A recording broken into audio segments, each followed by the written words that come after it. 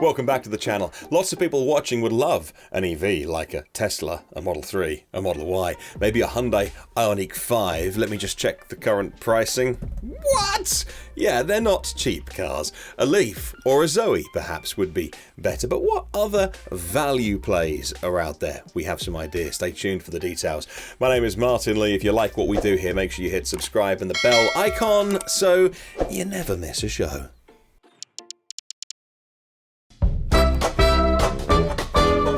It's been a turbulent few decades for the MG brand, known and loved by many here in Britain. Cars like the MG Midget captured our attention and hearts. But fast forward, and MG are no longer known for turning out fiery little sports cars. They're Chinese owned and supplying some markets with very sensible EVs with good space, good range, and who would have predicted that? But let's get some confusion out of the way early on, because MG are doing refreshes at a pretty frightening rate for different markets these days, and it's not the same everywhere. So if you like the look of what you see today, jump onto MG's website for your region and see what's available.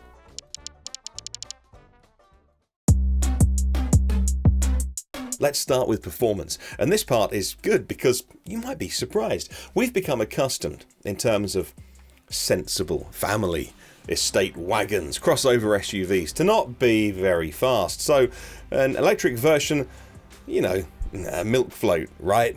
Going to be seriously slow. No. Look at the MG5. The long range has a 115 kilowatt motor turning out 156 PS, 260 newton meters of torques. So 0 to 60, 0 to 62 miles an hour really, in 7.7 seconds. Okay, so that's not Tesla fast, but it's rapid enough to feel brisk when you're driving a car this big. Again, it's a value play. It's still very good. What about the MG ZS EV? Well, that 115 kilowatt motor with the same horsepower and torque as the MG5, but not quite as fast, 8.4 seconds. Top speed 110 miles an hour, limited 5 or 6 miles an hour slower than its wagon sister slash cousin. But let's face it, even if you get anywhere near those numbers, you're losing your license in many countries. So neither car is going to be setting lap records at the Nürburgring, but it's nice being the sleeper car at those traffic lights, or having effortless acceleration to merge lanes onto the motorway. That's more about where these cars are good. Usable performance when you need to get your family somewhere safely. In terms of design and styling, look, neither of these cars are going to get the world on fire. MG aren't trying to do it either. Let's be clear. The aesthetics on the exterior are unremarkable. The MG5 sits on 16-inch rims that look undersized. There is a character line, we'll call it, that runs the length of the car, joining the front and the rear light clusters. Inside, there hasn't been much development compared to the smaller battery version of the MG5. There's a good bit of scratchy plastic around. It does lack the premium feel of its competition, but then again, it's an entirely different price point. On the other hand, the MG ZS EV has had a more effective refresh.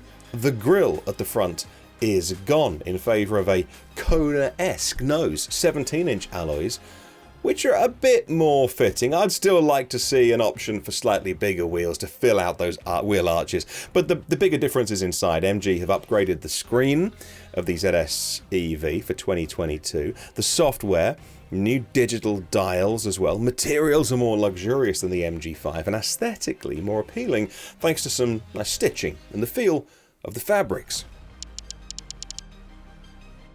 We've already mentioned these cars and their practicality, so let's focus on that for a moment, because there's a lot of young families and taxi drivers interested in these. Indeed, I have followed a couple of taxi MG5s when I've been up in London for work, and that makes the perfect sense as a taxi. The ZS EV packs a good punch for its size, 4.3 meters long in comparison to the MG5, 4.5 meters. So more space inside? Well, the MG5 fares pretty well here. 464 litres of space, 578 to the roof if you're not using the partial shelf. Fold the back seats down, and 1,456 litres of usable space. I have some friends who are using the entire back of this vehicle as a mobile mechanic workshop, just using the front two seats for a driver and a passenger. It's a working vehicle for not too much money. Whereas the ZS EV has 470 litres, but only 1,100 if you fold the back seats down. So the winner in terms of practicality is the MG5, although the original MG5 and the ZS EV had roof racks for decoration. They're now rated, thankfully. Do check according to which version you're buying and how much you can have on the roof.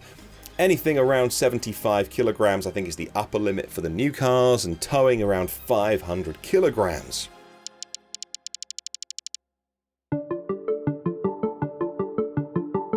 Now onto the good stuff, the batteries, the range and the charging. So considering the value of these vehicles, it's where these cars start to sing. Sure, a Model 3 and a Y will charge faster, accelerate faster, have more range and largely be a nicer place to be, but they're in a completely different price bracket. Battery capacity in the MG5 was upgraded recently from just over 50 kilowatt hours to a really impressive 61.1 kilowatt hours. And what does it mean for range? The wagon, the estate, has a WLTP range of 250 miles or 403 kilometers. But a lot of that driving for a car like this, especially if it's as a taxi, is going to be in the city, where the MG5 is going to do over 500 kilometers in some conditions. That's really impressive. But let's look at the MG ZS EV now and how it compares. The first thing to note is the new model for 2022 and the increased battery pack. 72.6 kilowatt hours. Now that is the gross size. You get to use just over 68 kilowatt hours of that, but still really good. Although you'll be able to get a smaller battery pack eventually, they say, at around 50 kilowatt hours. That's so good if you ask me.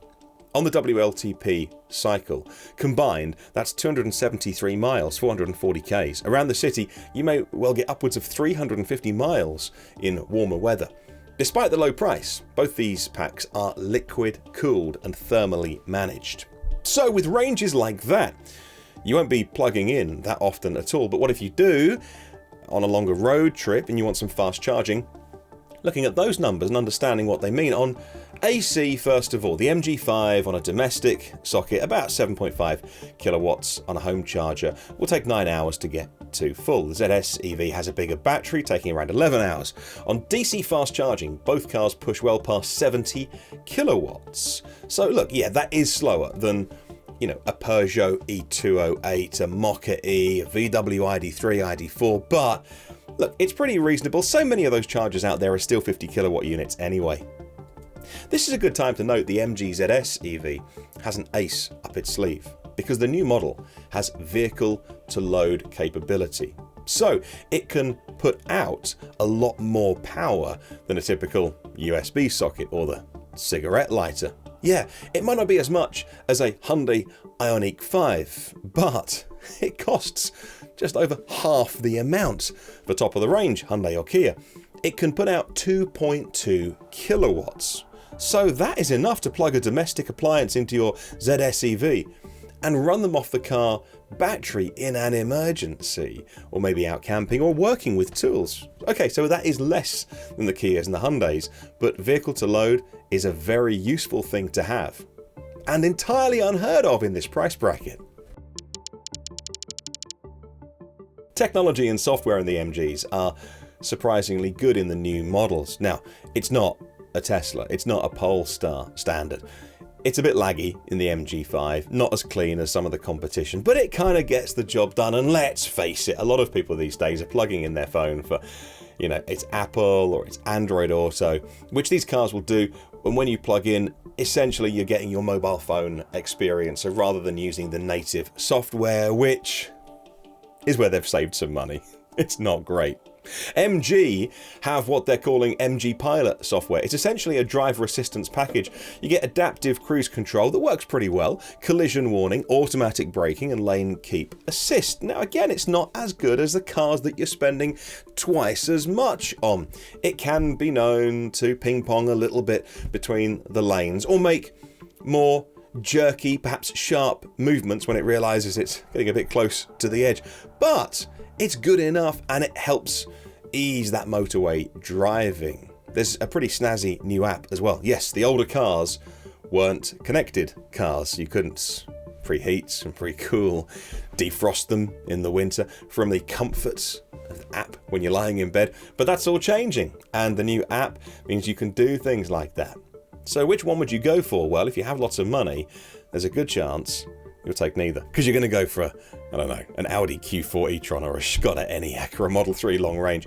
But for those that want a reliable family runaround or a taxi on a budget, have a look at the MGs. There is another consideration as well. We've got one young child, and our son does a pretty mean routine of smushing food into the rear seats. Now, okay, he's only a baby, but I personally, if I had a nice car, not only would have all the seats covered up, but I would perennially be worrying about, is he spilling his drink? And it's a family car, don't get mud in it. So maybe those more expensive cars are a car that you can have when the kids have grown up a little bit. For us, I want a car that I'm not going to be stressed dad inside, and still want to keep our cars clean. But a family car is going to be used as a family car, if you know what I mean.